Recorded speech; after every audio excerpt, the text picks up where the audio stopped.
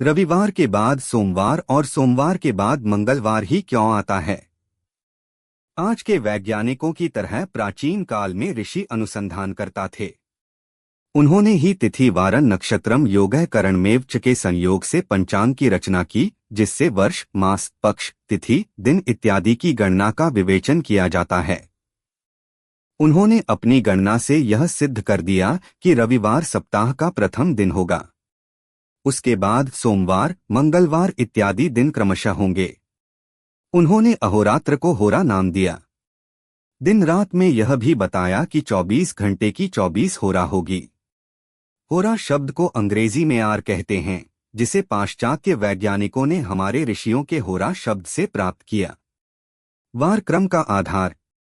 प्रलय के बाद सबसे पहले सूर्य दिखाई पड़ा, जिसके प्रकाश से सारा जगत प्रकाशमान हुआ।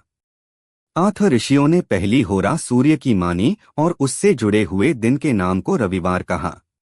इसके बाद दूसरी होरा शुक्र की, तीसरी बुध की, चौथी चंद्रमा की, पांचवी शनि की, छठी बृहस्पति की तथा सातवीं होरा मंगल की हुई।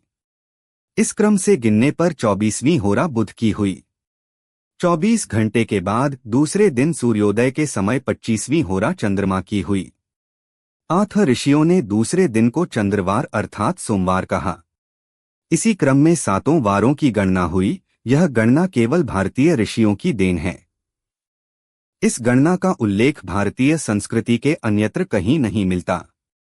माह के नामों का निर्धारण ऋषियों ने इसी प्रकार चैत्र, वैशाख आदि हिंदी मासों के नाम की भी गणना भी नक्षत्रों को आधार बनाकर किया।